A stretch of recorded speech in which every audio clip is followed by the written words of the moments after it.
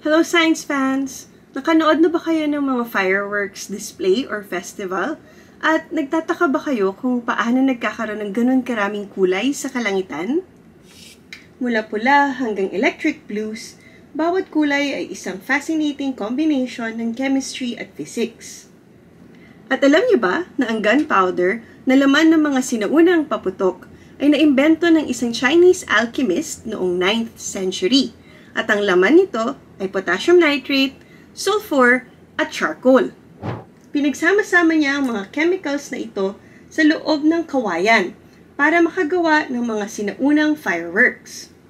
Pero fast forward sa ngayon, bakit nga ba makulay ang mga fireworks at bakit ang ingay-ingay nito?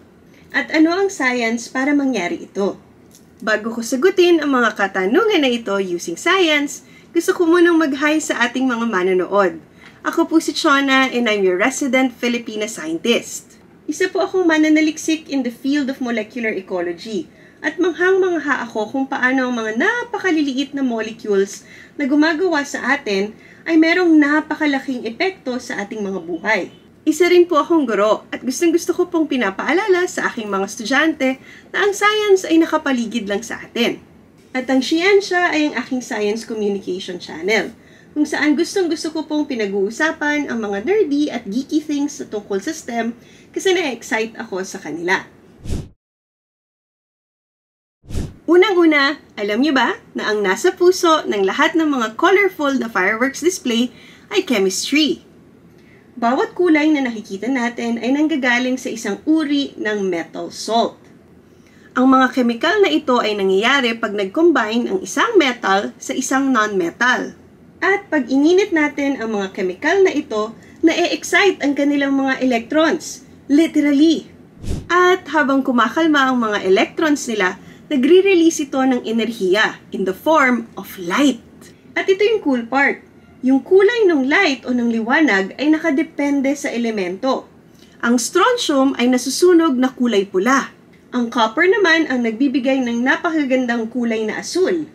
Ang barium ang nagbibigay ng kulay na green at ang sodium ang nagbibigay ng kulay yellow.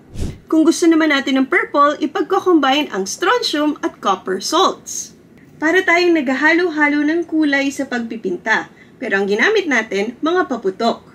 Pero alam niyo ba noong unang panahon, ang kulay lang ng paputok ay orange at puti.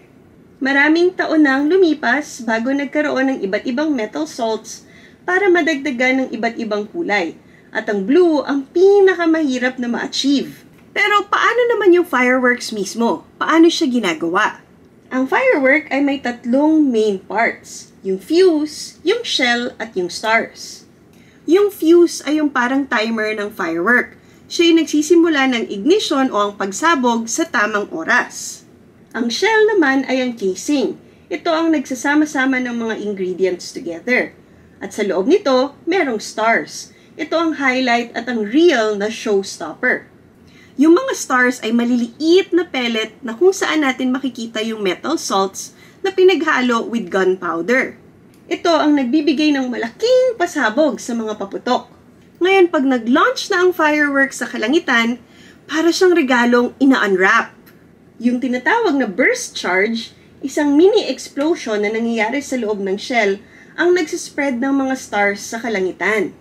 At ito yung masaya, kung paano nilagay yung mga stars sa loob ng shell, yun ang nagdedetermine kung ano yung hugis ng paputok sa langit. Pwede siyang maging ring, maging puso, kahit nga smiley face. It's all about yung careful arrangement ng stars sa loob ng shell. Ngayon, alam naman natin na ang mga paputok ay hindi lang nagpapailaw ng kalangitan. Nakakabingi din sila. Yung tunog na nagagawa nila ay resulta din ng chemistry. Yung whistling na parang teapot na kumukulo na ng tubig, gawa yun ng pagkasunog ng sodium benzoate. Meanwhile, yung crackling sparks naman ay nanggagaling sa mga metals katulad ng magnesium at aluminum na nag-i-ignite pag mainit na yung temperatura.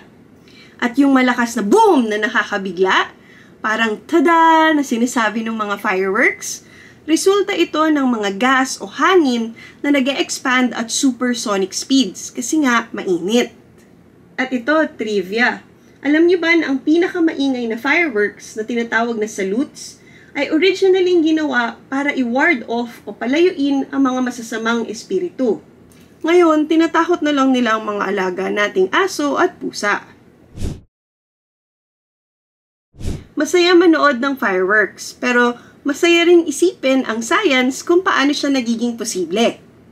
Ang fireworks ay isang perfect blend ng art and science. Pag meron kang metal salts na nagagawa ng vibrant colors and patterns, at pati na rin ang chemistry na pagdagdag ng sound effects sa spectacle na pinapanood natin. Pinapakita din ito na pag pinagsama-sama natin ang mga elemento na siyang bumubuo sa ating universe, ay pwedeng gumawa ng something na napakaganda naman talaga.